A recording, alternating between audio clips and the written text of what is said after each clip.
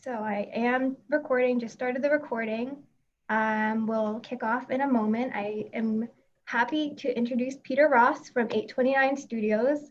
And just to give a brief background, they are based in Boston, but they do have clients here in the Bridgeport area. 829 Studios is an integrated marketing agency that delivers measurable results through thoughtful strategy, design, and development. Since 2007, they've been crafting marketing solutions that solve problems, convey messages, and deliver meaningful experiences. With focus on collaboration and innovation, they're a true partner that is serious about delivering exceptional outcomes with measurable results. So without further ado, Peter, take it away. Awesome. Introduction. I had to ask Kate not to introduce me because I'm like super embarrassed whenever anyone like introduces me. But I'm Peter. I'm one of the co-founders of the agency. And I'm super excited to be chatting with you today, especially on a topic that I love so much. And it really should be on all of our minds, which is, how do we really think about, the return on our investments? How do we think about marketing strategy? And how do we tie everything together? So a little bit about me. I'm a bit of a little bit of a nerd, a little bit of a data geek.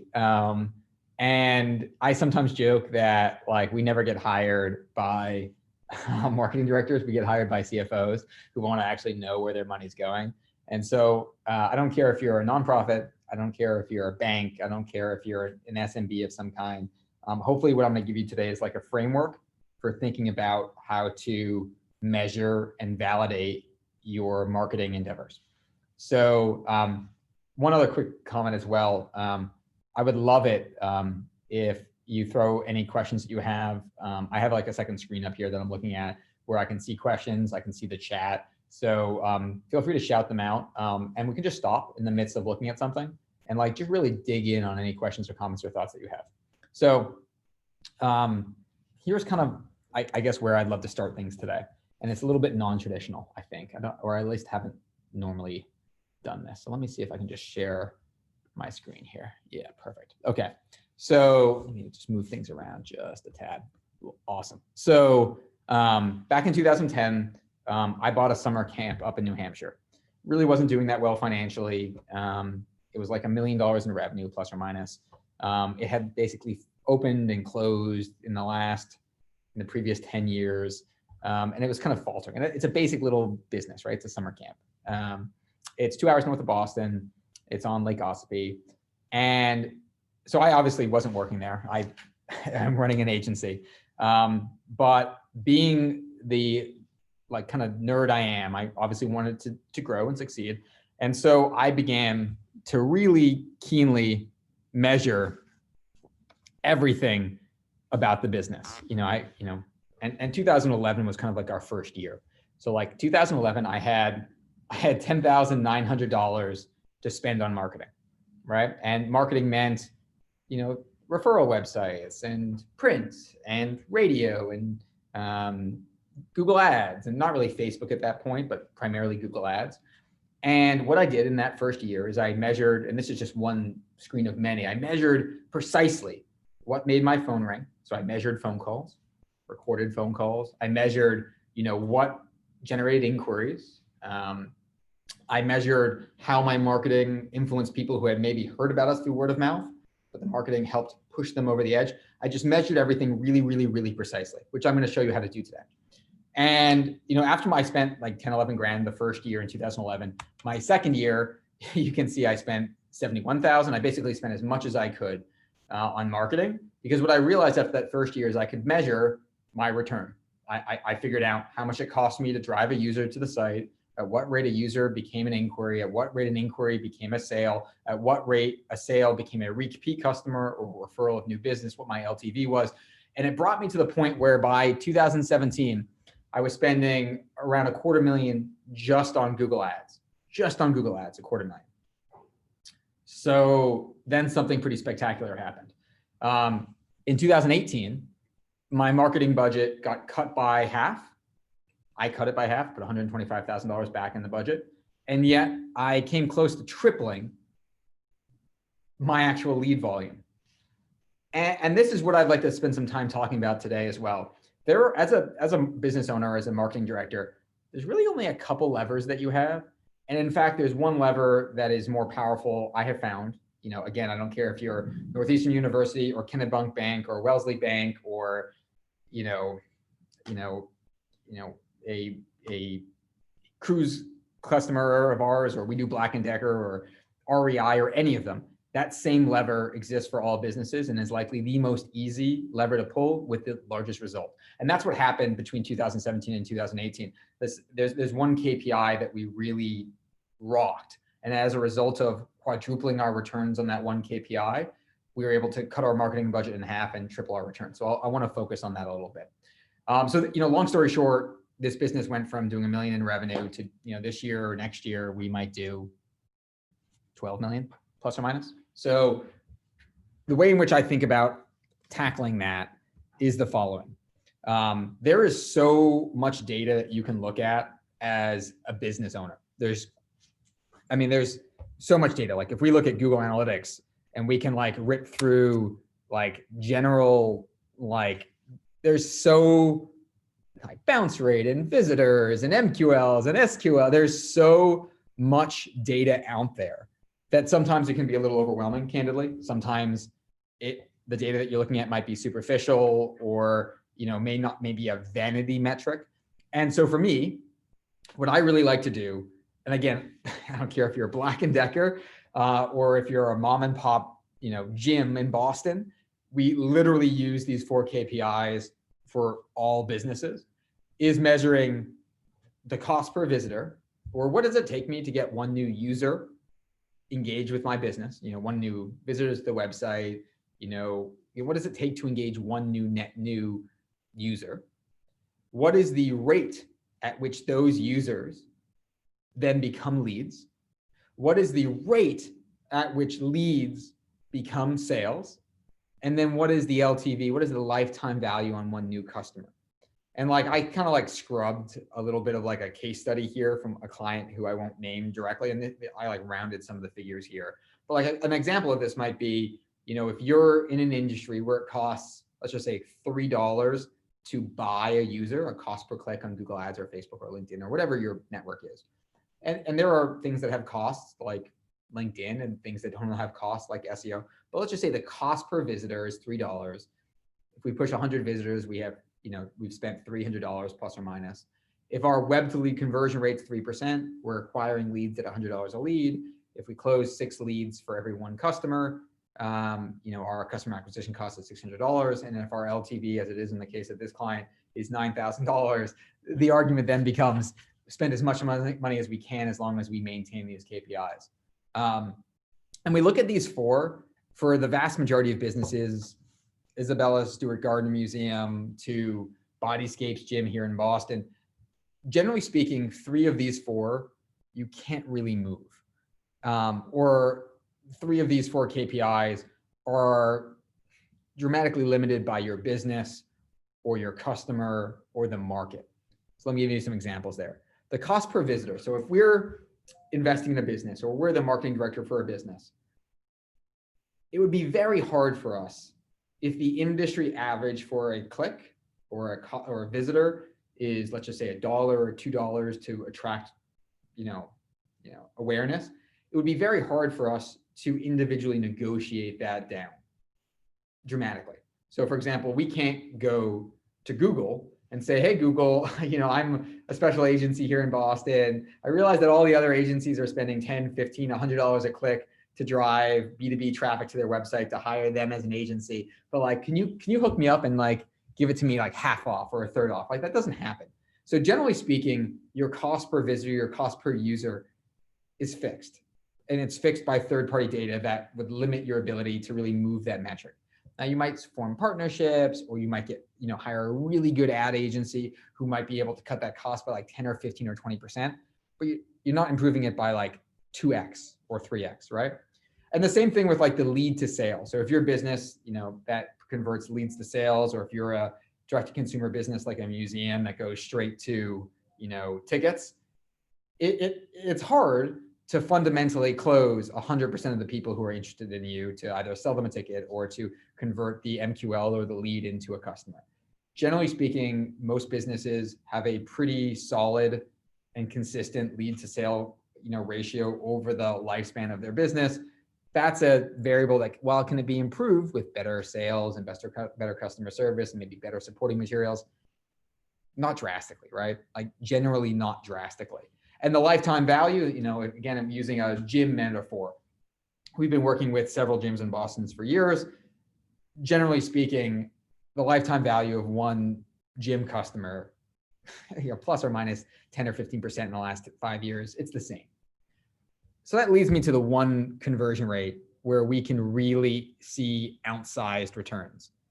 The one conversion rate where most businesses are able, when you see just dramatic growth, either of an established or a new business, it comes from web to lead conversion rate. And let me touch on this for a quick minute here. The web to lead conversion rate is the way in which your website or your marketing materials convert someone who's just become aware or is aware of your brand to raising their hand, giving you their contact information and saying, I want to become a lead. Whether it's a nonprofit and this is someone who wants to volunteer or donate, or you're, Wellesley or Kennebunk Bank and you Cambridge Trust, and this is a customer, this is a potential customer who's been on your site, who's finally reaching out and making a phone call. That web to lead conversion rate is established. There are industry averages. There's crazy amounts of data around this. And what the data says is that an industry average, and this varies by industry, is about 2.12%. Let's call it 2%. About 2% of everyone who's hitting your website, generally speaking, should be reaching out and contacting you directly. So what does that mean? Every 50 users who come to your site should become a lead. I have seen, having done this for the better part of 15 years, tons of businesses who spend tons and tons and tons of money on marketing, but have like 0.25% when it comes to a web to lead conversion rate, or 0.5% or 1%. And what that means, if you're a business who's converting at 1% and your competitor is converting at 2 or 3 or 4%, their money goes 4 times farther when it comes to marketing. Their returns are 3 or 4 times better. And it's pretty easy to fix this. So going back to my earlier example, when I was talking to you about like my business and how we saw horrendous growth in 2018, as opposed to 2017, such growth that we were able to cut our advertising in half and triple the number of leads. That's the variable that changed. What specifically? Our previous website from 2011 to 2017 converted traffic to inquiries at about 0.75%. Our new website, after we relaunched it, redesigned it, converted it at over 4%. How did that happen? Well, it's just, I sometimes joke, it's not like making a pretty site. Like I don't ultimately care what a website looks like. Yes, it has to be pretty, but it needs to like actually work. Because if it doesn't work, who cares, right? And that improvement in our, our web to lead conversion rate led to a dramatic improvement in, of course, lead gen. And what's the big difference here? So again, this website's now 2 or 3 years old. The biggest thing that changed in our old website, we had like one CTA, one call to action, like up in the right-hand corner, it said like, contact us. And it had our phone number. And again, less than 1% of people actually did that. Now we have calls to action everywhere. We have people, we have live chat, depending on the time of day, depending on the season. We have it automated. We have getting started. We have 4 different calls to action that basically are all contact us, but they all have like slightly different tweaks. Like, do you want a first timers guide? By the way, this was initially request a brochure. We redid it and called it a first timers guide, same brochure. Now we call it a first timers guide. And guess what? A bump, like almost a doubling in the people who clicked that. We have a virtual reality kit. We'll send you a VR kit. That could be a lead gen. Come on, become a lead. We're gonna ask a little bit more from you from a VR kit. Come in and meet in person. We have other types of requests for more information on the side. So we have pop-ups, we have live chat, we have all these different ways of pulling information in, and that has made all the difference. And so when we look at Google Analytics, you can see exactly what this looks like and within Google Analytics, there's a lot here. But when we're looking at this particular like KPI, the web lead conversion rate, this is all you need to care about. 9 times out of 10, this is where the rubber hits the road. So all you do is you go to acquisition, you go to all traffic, you go to source/medium. And if this number is less than 2%, that's great news for you, because you know you're below industry average and that you don't need to spend more money. You just need to fix that particular conversion rate and you're going to see outsized returns. And like, there's a lot, like if I Google Moz, it's called CRO, conversion rate optimization checklist. There are incredible resources out there. The holy grail for e-commerce, like conversion. There are such good resources out there on how to like check the box and make this improvement happen. And so they're out there. Moz is probably one of the best sources for CRO, conversion rate optimization.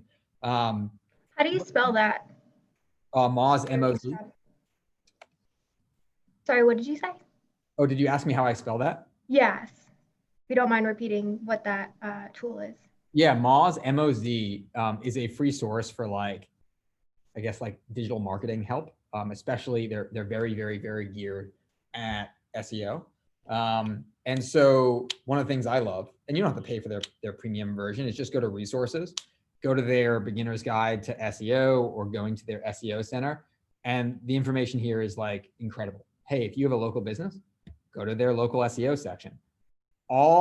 Everything that you need to do from like an off-page local SEO perspective, it's all right here. Like literally just follow their tutorials across the board and you'll be able to in-house 90% of this. The information here is spectacular. My point here ultimately is looking at your conversion rate. It's usually the defining factor of your, of how to judge the efficiencies of your marketing campaigns. Here's a great example. I'm going to go to one of my calls to action, my CTAs, one of my lead forms. This is the first timers guide that I mentioned earlier when we were on, this is the first timers guide form, right? So this form is currently filled out post website launch at a 0.33%. What does that mean? 1 in 300 people will request the first timers guide. Again, this is one of several different calls to action, the summation of which is a 4% conversion rate. But even within this, we know what's working and what isn't working. And I'm tangibly tweaking our marketing strategies accordingly. For example, our Google Ads campaign over this period of time drove about 250,000 users. Those users, and that's probably, honestly, that's probably, I don't know, $200,000 right there. $200,000 right there. Boom, advertising. And that's probably it's probably low. 1 in 25 of those users, so 1 in 400 of those users became an inquiry. So that this traffic on this particular KPI, on this particular form, drove 30%. Now look at this right here. See Facebook CPC. So this is my Facebook ads.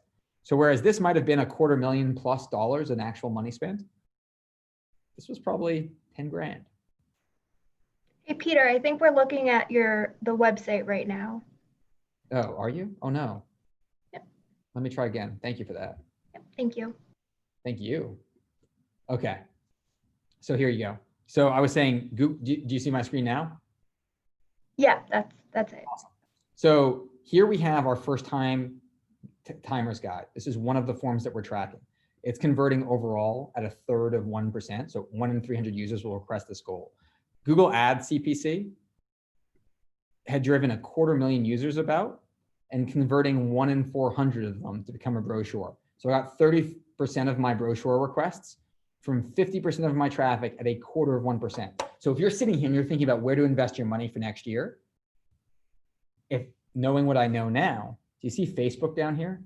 Facebook, another source of paid traffic. So while this might have been $250,000 in advertising, this is just like 10 grand. But look at the difference. It is what? 16 times, 17 times more effective. So here I have 2 ways to get first-time guides, 2 ways to get inquiries. Facebook is 14, 18x more successful at generating inquiries. 1.2% of my traffic generated 12% of my inquiries at a fraction of the cost. So if I'm sitting down here and I'm thinking about 2021, I keep bringing down my Google AdWords budget and I keep moving it to Facebook because it is dramatically more effective, if that makes sense. Now, one of the things to think about when you're judging the success of your marketing campaigns is also to align third-party referral sites. And I'll show you an example here. Let me see if I can find one. Here it is, CantPage, right? So CantPage cost me $1,000 a year to put my ad in their like online advertisement, $1,000 a year. So first of all, I know I can buy Google ad traffic for $1 to $2 a click. And this costs me $1,000 a year. But I'm looking here, I'm looking at 3 years of data, right? So over 3 years, they sent me 400 clicks, right? So I pay what? Let's just conservatively say, I don't know, conservatively, let's just say we paid these guys $3,000 for 400 clicks. So I'm overpaying on my cost per click. But more importantly, I only got 1 lead. Got to cut it, right? And I have like a client in New York who probably spends, I don't know, maybe $80,000 to $100,000 a year in like a bunch of different publications. And they've just done this consistently for like decades and decades and decades. They do the same sort of like publications.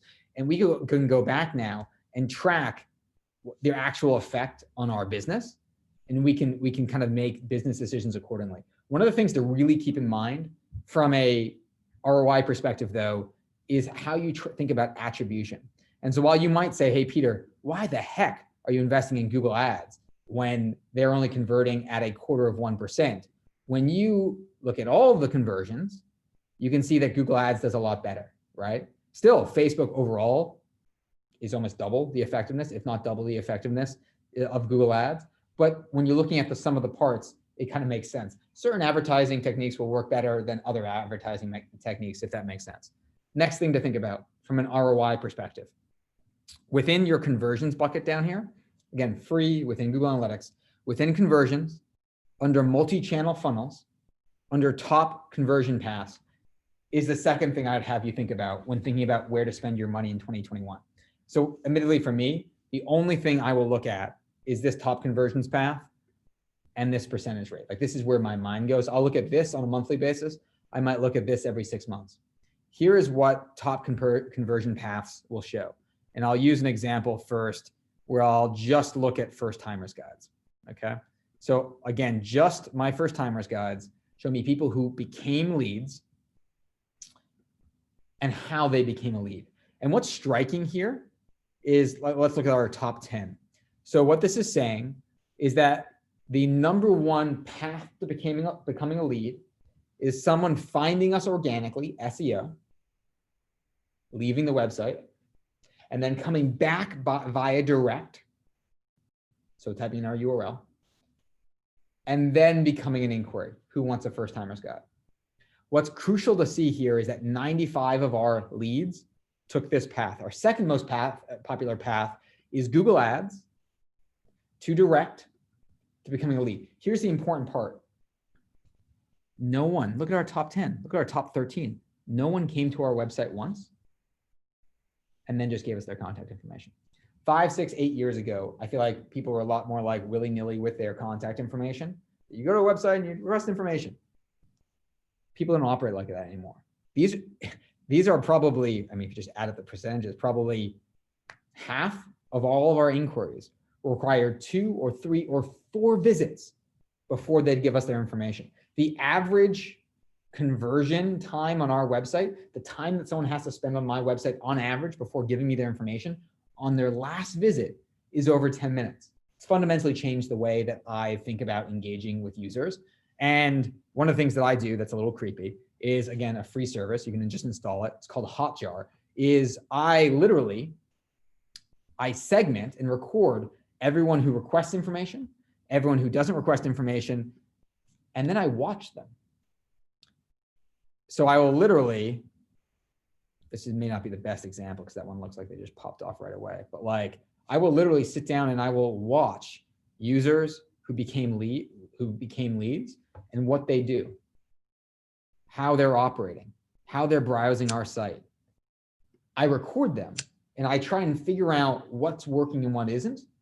And what I basically realize is that people do a lot of research, so much more than I would normally expect. And that has led me to add videos and more content and yada, yada, yada. This is literally this is terrible. Whenever my wife used to travel during pre-COVID, I used to like literally go in the living room one evening, pour myself a glass of wine, and I would literally just sit and watch hundreds of parents use the site because I could figure out where they got like stuck or where they got like frustrated, or like I realized that this is true in our case, 9 out of 10 people who go to request information or who go to register, more than 9 out of 10 give up. So they go to the form, they click request a brochure, and then they don't. Crazy. And so the point being here is that it's important for you to understand the purchase path of your consumers. And if we get away from like the high numbers and we go to individual, so these are individual leads here. These represent one user who requested a brochure, and look at how, look, so like this user came to the site direct 9 times in a row, requested information, paid organic, 3 times direct, and then requested information. So the way that you attribute success here, Google Analytics or your forms may see them ultimately ending with what's referred to as last touch attribution. But what's really important to figure out is the way in which they first found you may not be the way in which they came back at the end to actually buy or request information. And those two things are different, especially if you have a long sales cycle. Even if you have a short sales cycle, you want to distinguish between how are they actually finding us versus what has brought them back to actually make a purchase. If I move to the next like iteration here and I only look at people who have registered, so these are parents who have literally given us, $5,000 per kid, $4 or $5,000 a kid at minimum. So you can see a lot of up top, these are our returning families who already know about us, right? They already know about us, or they already have our email. We already have their email, so they're just registering. A lot of the families who are registering. If we look down at individuals though, at people who are finding us new, I'm a summer camp in New Hampshire here. Look at these parents. This parent found us via paid search, came back direct, came back organic, came back 12 more times, got reminded about an email, came back 13 more times. We had to use our ads to bring them back. 3 more times, email, direct twice, and then email, they finally register. It has fundamentally changed the way we think about marketing, fundamentally changed the way we think about email. You'll see, for example, very rarely do you see email at the very beginning. What you see email as is the way to constantly remind and bring them back. It's like a middle of the funnel strategy. What surprises me is how paid, while they may have found us via Google Ads or Bing or Facebook or Instagram, oftentimes we need to rely on it to bring them back. Long story short, when thinking about where to invest your money from an advertising perspective, use your source/medium to go through here. And I will sometimes literally just mark up, like I paid X number of dollars for this. I paid Y number of dollars for this. I paid Z number of dollars for this. And then I'll look at my return on the right-hand side to actually see what's being generated. And if you're a nonprofit, like Google Ads may not mean as much for you because the Google grant, google.com/grants, should give you 10,000 as long as you're a 501c7 or 501c3, C5, definitely a C3. C7, I think, is association.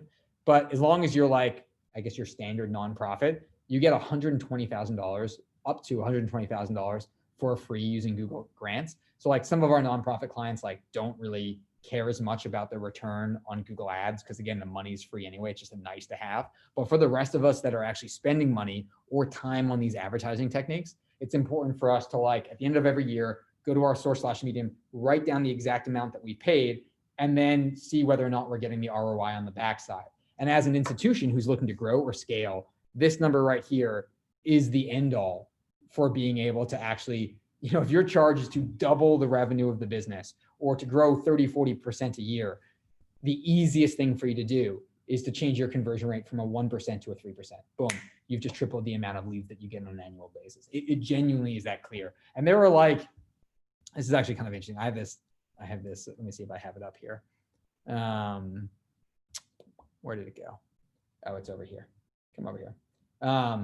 There's like this other agency that I respect. So this is an agency that I've taken this from them. This is like their deck that they didn't realize was online that I just took, but I thought they usually work with a lot of private equity groups. And so private equity companies hire this agency, and they basically say, hey, agency, I think this company is going to grow 10 or 15% a year. If we hire you as well, how much will you be able to juice the growth on top of that? And this is the way that they think about it. I really like this model. So what this agency is saying here is that, hey, we can increase your user traffic volume by 8 to 10% by like SEO or paid search or paid social. We can increase the rate at which they convert by 13 to 15%. And we can increase the rate at which they, lifetime value of the repeat purchase by 15 to 7%. And the value will be, instead of you growing at like 10 to 2.5 million, we think as a result of you engaging these techniques, you'd be able to grow the business by 13 to 14 million every year. Sure. Quick question. So it looks like we're still on the Google Analytics page. Were you trying to refer to a different deck? What's going on? Yeah, I was. I'm so sorry. Okay. No worries. Thanks. There. Can you see this now? Yes. Yep. Cool. So you can't see that? Yeah, it's the deck. All right, cool. So like lots of agencies use this as an example. So if you're looking to like turn this magnifying glass on your own agency, I'd look at this again at your top and middle and bottom of the funnel. How can we increase our traffic? More traffic, more leads. At what rate can we better convert traffic into leads? And at what rate can we better retain or increase our lifetime value? And this model is being used basically across the board. And like sometimes in COVID, like, I don't know, so like, let me see if I can jump over here. Like during COVID, let me see. There clearly is a belief, and a correct belief, that we as a whole are seeing our marketing budgets decrease as a result of COVID. Screen sharing has stopped as the window is closed. So odd, guys. I'm so sorry. I wonder what's happening here. So there's clearly a lot of data from marketing directors that say because of COVID, our budgets have decreased. There's a lot of data that says that our goals will stay the same or increase despite having less money, and that these goals will be more difficult to accomplish. And so what people normally point to as where they're going to invest their strategies is basically earned and owned marketing, like SEO, like CRO, conversion rate optimization. And then one of the funniest things is that we actually look back on like what the most successful strategies were according to marketing directors last year. Organic search, which is usually attributed to an earned and owned CRO strategy, is actually, it was the most successful strategy last year, and during COVID is likely to be the most successful strategy moving forward. So I guess I'll just pause there for a quick second, because I know I'm going a little quickly here. Any comments or thoughts or questions thus far? I can see some chat going on.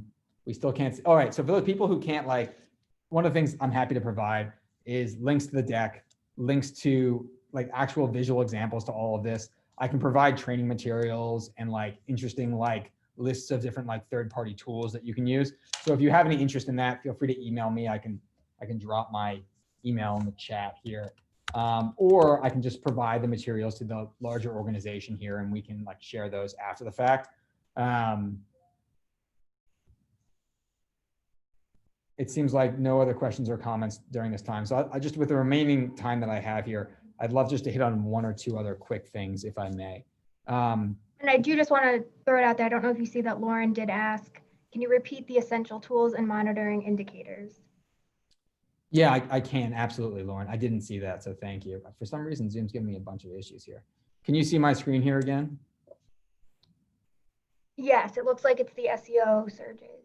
Yeah, perfect. So the 4 key performing indicators, KPIs, are what would it pay me? What would it cost me to increase my traffic by 1 user? And I'll show you how to get to this in a quick second. At what rate do I convert those new users to becoming inquiries? At what rate do I convert those inquiries to becoming sales? And at what rate is a sale, at what rate do I value 1 new sale? What's the lifetime value of that new sale? What we've been talking about primarily is the second KPI, but to shine some light on the first, I'll use my own business as an example. So let me see. Where am I going? All right. So if I Google like best Boston marketing agencies, right? Do you see up here, you have all these ads, right? So these are advertising companies or companies trying to advertise to move their name to the top of the list. Less than 5% of people click on the ads, but they work. It's the reason why they do them. Everything below that is what we refer to as organic or SEO or free, right? So here you have my business, my Google My Business listing, my GMB, my free local SEO dominating kind of the first slot here. What's the value of that? Why is local SEO so important? Well, the value of that is that that's my page. So this is my Google My Business Insight page, just having this silly little listing right here and avoiding all of these ads. I could buy the ads, I don't, but because having this is so valuable, I don't really need to. What that gives me on a monthly basis is showing up in 32,000 searches on a monthly basis, of which 7,700 people click on me, discover me as a fact. Crazy, like crazy. So like, but what is that actually worth? So right here, I have SpyFu, which is a tool to allow you to do competitive analysis and keyword like bidding. So if you want to like know what your cost per visitor is, you can go to SpyFu, go under keyword research, and I just typed in the keyword marketing agencies. So nationally, you know, that term is searched 1,900 times. There are 27,000 variations, they're all a little different, like digital marketing agency, me, marketing agencies, all of them are like a little different, right? And so the cost, by the way, for the term marketing agency is $8.11. So when we start thinking about the value of what I get for free organically here, I mean, we're talking about like $20,000 worth of free advertising per month that I would have to otherwise buy, which I'm now getting for free as a result of SEO, which I can even measure on my analytics. So this is 829's website now. And you can see organic SEO, what we were just looking at, drives 57% of my inquiries. 57% of my inquiries I get for free. The reason why you don't see any ads, because we don't need them. We get them for free. So we're getting, again, the vast majority of our leads referred to us organically. Now, if we delve into this a little further and we click on all similar keywords, you can see, in fact, the keyword digital marketing agencies Boston, which is searched 100 times per month, that one term. Look at the cost there. So if you're an organization, if you're a nonprofit, if you're an SMB without a huge marketing budget, or even if you have a big marketing budget, the goal ultimately is not to pay $145 a click. The return on that is going to be extremely low. The ideal is to try to find ways to attract that traffic for free, or if you are going to compete, find ways to compete at a drastically like lower cost point, if that makes sense. So I'm just loading up like more examples here. I just loaded a bunch, so it might take a while. But if you're able to, so here I am, let's see if we go down here. So like, might I buy traffic? That is, my Lord, it's all so expensive. Look at this, it's crazy. Like, might I buy traffic that, I mean, Los Angeles marketing agency for $9, maybe that's cheaper than the Boston example at, $145. But this is really where you can, it makes you really wonder about, my competitors here who are spending, it makes you wonder as a client, doesn't it? Like what the margins are, if an agency is willing to spend, $10, $50, $100 per click, how much their margins must be on their agency. It's insane to think that clicking this link for Tribal Vision might have just cost them $150 for me to click there. Any good marketer, I have to imagine, like you would need, first of all, a terrible place to send traffic to their press release about ounce. Maybe not the best, not even a form here. So maybe a bad idea in general. Tribal Vision, if you're seeing this on YouTube, I love you, I'm so sorry. But the idea being that had you been doing this strategy, had you gone to your source last medium, had you written in next to your Google CPC that we spent, $100 a click and we bought 1,000 clicks a month, and we spent X number of tens of thousands of dollars a year and we got Y, there's something out of whack, so you could cut that off and redirect funds accordingly. But I'm coming up on 45 minutes. I'm clearly ranting a little bit. I have more to share. Feel free to email me or the organization. I'll provide whatever links you have And this is clearly like the thing I love more than anything. So if you have any, I should say as well, if you log into analytics and you don't see any of this data for the record, and that's possible, like you can log into analytics, and you can say, Peter, I just went to acquisition, all traffic, source, medium, and I saw nothing over here. Then what that means is whoever set up your analytics or whoever's doing your marketing hasn't properly configured your events and goals for conversion tracking. Like that's 101 stuff. So what you want to do is you want to go to Moz, how to set up conversions. Like just ask Moz whatever questions you have, essentially. And it will, like they have tons of articles on how to essentially do all of this. But if you get stuck. Yeah, we're still on the press release page. Oh, terrible. All right, I give up. I'm so sorry. Oh, so terrible. Kate, I'm so sorry about that. Everyone, I'm so sorry. Hopefully this hasn't been like a total miss. And because this is a smaller group on the session here, like genuinely, if you want to contact me directly and you need my help to like audit any of this or help you set it up, feel free just to email me and I'll take care of you pro bono. I'm happy to help. And sorry if it's been a little disjointed. This is the first time that's ever happened with Zoom. So I'm a little curious as to why that is. But I appreciate you all sticking with me here. If you have any other questions, I'm happy to stick around. Otherwise, it's a Friday and I hope everyone's having a good weekend. Peter, thank you so much. I did want to point out Simon has his hand raised and he did ask a question. So he said, how do you quantify traditional advertising? I don't know if you want to touch on that. Oh yeah. Oh, Simon. All right. It's gonna get heated. I'm gonna unzip. Okay. Traditional advertising. I'm not one of those guys who's a digital nerd. I'm a digital nerd who's like, oh, radio and TV and direct mail, it doesn't work. It actually works really well. In some cases, I think those methodologies work even better because so few people are using them now. Everyone just jumped into digital.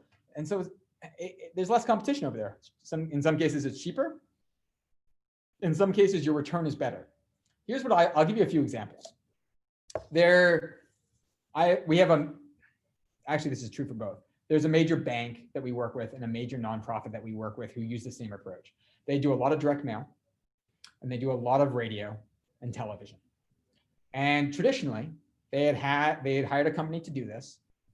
I kind of got brought in to like audit and kind of like, again, do what we're doing here to like make sure that they're getting the return for their money. And what traditionally in the past, what they've done is they just advertise more or less all year round, especially on radio and television, more of the traditional media. Like they've kept an ad in the newspaper every week. And so what I did is I started chopping it up. And while I couldn't necessarily see the impact directly of an ad in the newspaper or radio, like I know that you say go to this URL with a special URL so I can track you. No one's always going to do that. What I do, however, what I did is I started segmenting the engagements. So instead of just running this all year round, what I would do is I would take an 8-week period of time. I take all the advertising we would normally do in an 8-week period of time, and I'd put it in the first 2 weeks. I would hit so hard for 2 weeks.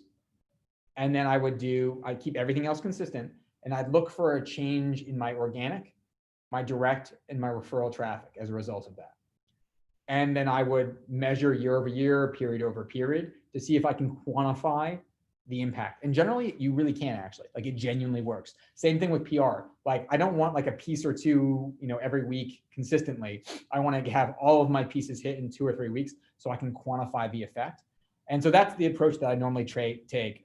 Direct mail, direct to consumer, the industry average for that is about a 1%, a little bit less than 1% conversion rate on direct mail. Depending on how your pricing is set, again, it can be super, super, super effective. So I actually love traditional media if it's done the right way. I will say that most traditional media companies hate me because they're not all created equal. We come in and take a very hard look at them, and I think everyone should do that. Get rid of your agency of record contracts, go month to month with these people. And, instead of saying we're going to have a program that lasts 90 days, first ask for the 90-day program and say, cool, I want half of that. I'll commit to half of that. I want you to run for 2 weeks. I'm going to measure the impact of the business passively on referral and direct organic. And then I'll tell you whether or not we're going to continue the remaining half. As long as you keep it like highly segmented and measurable. What's sometimes hard to do is like run a small ad you know, if you're a big business and you're running like a small ad in the radio, you're not going to feel it. So it's better to like, you know, do a big push in a very small period of time to begin quantifying it, if that makes sense. I can see a question from Lauren here about the importance of graphic design and user experience. So UI and UX is important. So I'll take a step back. Literally, I have like 20 designers here who will kill me for saying this, but like I could care less what the website looks like. Like clearly I care. Like the Camp Cody website, like it's gorgeous. Like it's a high-end brand. Like I know there is importance there, but for me, ultimately, it needs to work. First, second, and third goal is I need a high conversion rate. Would I care if Camp Cody had a terrible website, but converted at 4% versus had a nice website that made me feel good, but converted at 1%? Like it's all about it working. The truth is, of course, you can have a beautiful and effective UI UX and still have a converting website. In fact, many cases, UI and UX affects directly conversion rate. It's arguably one of the most important factors. But sometimes people get caught up. I don't know whether or not, I'm going to show this example. They might kill me, but I'm going to show this example. I love you in advance, join Atlantis, but I'm going to show this as an example. So this is arguably one of the best pre-med fellowship programs. Like they're the best. They are the industry leader for pre-med fellowship, smartest team, incredible product, spectacular.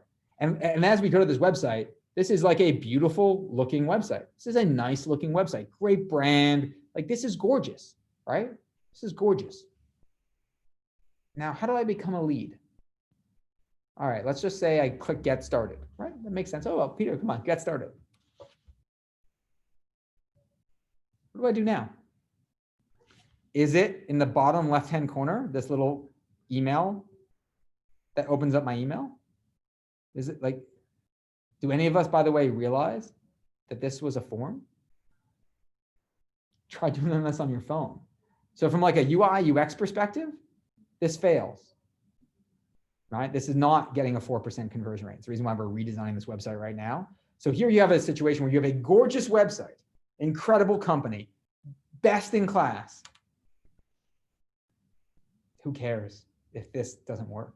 So like, I think that the importance of UI and UX is important, but don't have a conversation with me unless we're above 2% on a conversion rate, because nothing else really matters until we hit that point.